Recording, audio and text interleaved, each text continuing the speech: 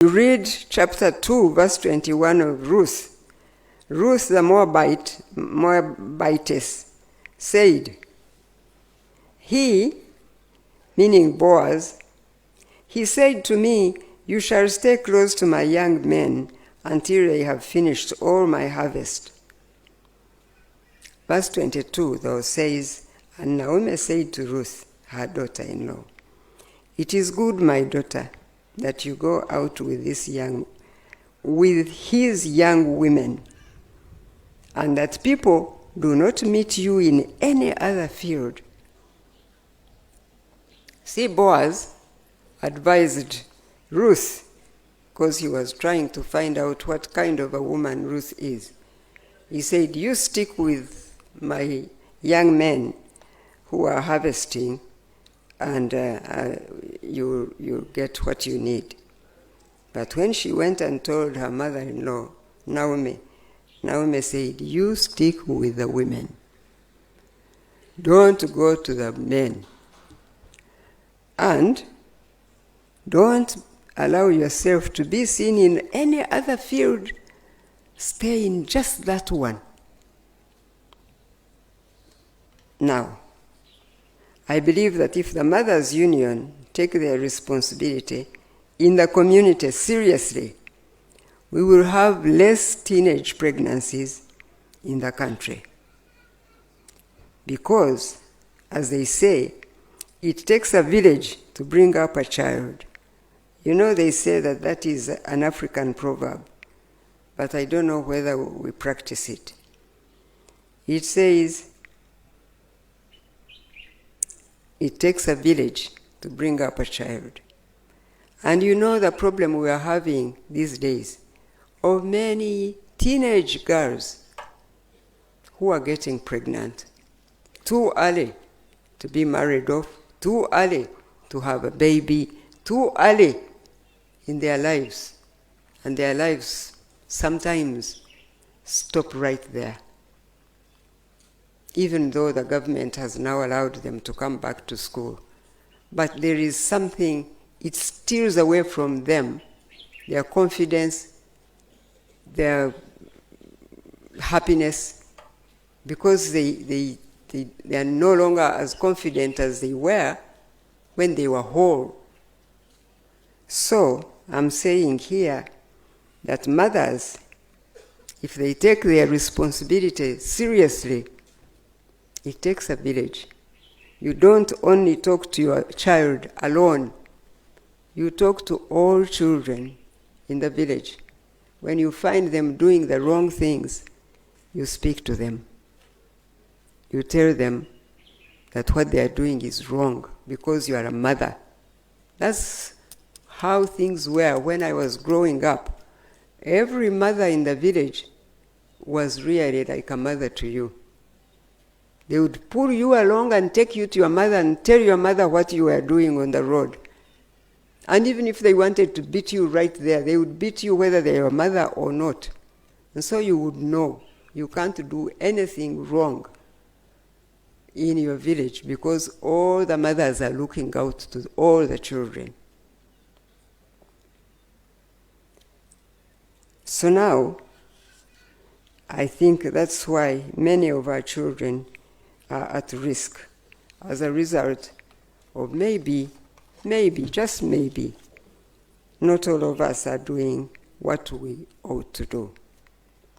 I therefore take this opportunity to thank the Mothers' Union and encourage you to continue with your tireless efforts in modeling to the younger generation the godly role of women in the home and for promoting positive parenting, while also tirelessly advocating against the high rate of separation and divorce that is becoming so prevalent in the church and society today. I cannot forget that your work still makes significant impact in ensuring stable marriages, addressing the prevalence of teenage pregnancies and child marriages, as well as in raising a well-groomed and God-fearing generation.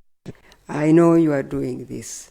I cannot forget I even heard your president, Josephine Kasato, talking about the roles you play in trying to fight these teenage pregnancies and child marriages, but we just need to do it more and more deliberately. Furthermore, you have successfully bridged the communication gap between parents and children through your counseling and guidance programs for children and the safe spaces created where children find the psychosocial support that they need. As mothers and guardians of this nation, I encourage you to expand these initiatives. This will help to protect our children and ensure that we raise a safe, resilient, and productive generation. Additionally, it is our collective responsibility to guide our children to stand for their Christian values in the face of the prevalent evils of substance abuse, negative peer pressure, sexual immorality, as well as the challenges of globalization and the negative influences of this digitized age. So please encourage the children under your care to pursue constructive paths guided by the biblical principles which lead to personal growth and the betterment of our communities. With regard to education as a foundation for building a stable and prosperous nation, it is our duty as mothers to ensure that the children of this nation receive the knowledge and skills they require for a productive life from an early age. And I must tell you that I'm really proud to hear, because I have heard from the speeches of your leaders what you are already doing. We should prioritize an all-round holistic education for children which equips them for the future in situations where formal schooling may not be possible. We must consider alternative pathways such as technical or vocational institutes where children can acquire practical skills that empower them to generate income so as to lead sustainable lives. Furthermore, as parents and guardians, we must remain actively involved in the lives of our children while they are in school. Education is a shared responsibility, and we cannot leave it entirely to the teachers alone.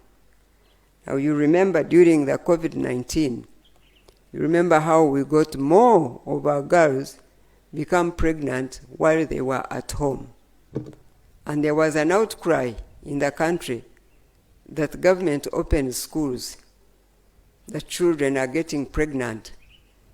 But you would wonder, why are children getting pregnant when they are at home with their parents? So we must remember that education is a shared responsibility. A ministry or government must do their work, but the family must also do their work. It is imperative that we keep being informed about our children's health and well-being, ensure that they are well nourished, and that together we provide them with the support and resources required for them to succeed at school and life in general. Now, talking about life in general, I can't fail to use this opportunity to also talk about menstrual hygiene. I must remind you that our girls need you as mothers to provide for menstrual monthly towels or pads. Because mothers who had no formal education, mothers like my mother, who never went to even primary one, she had no education at all. She learned to read from church, to read her Bible and pray. But she brought up a family that knew God, and also she fulfilled her responsibilities as a mother.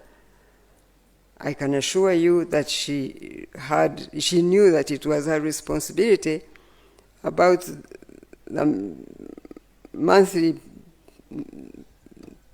towels or pads. And I'm happy because there was a mother there who was showing me what you are doing. And I thank you for doing that. But please don't do it just to sell for income. Save some for your own children. So that, I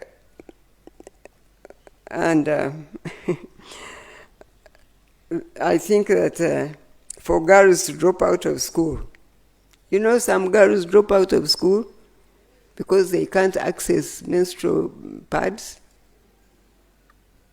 because they say they will stay at home for as long as they are in the monthly period. When it's done, they go back to school. But how much time do they lose like that? And why? Why should your child really have to get out of school because you can't provide their menstrual requirements? Please, just know, you can save that money. You can grow tomatoes, you can grow beans, you can, and sell them, and save some money, and buy the child some menstrual requirements that she needs to be at school. She'll never forget it. But if she has to stay at home because she can't go to school, and she feels like she's ashamed if she's at school and she can't help herself, and her uniform shows the blood, and it's terrible. It's like she has no mother, and sometimes these children have mothers at home. So please remember, because honestly, it's a shame for girls to drop out of school because of lack of monthly towels. And it is unforgivable for the mothers today. Because as saying, even using PDM, mothers should ensure that their income generation includes paying for these needs of the girls. That's what mothers are for.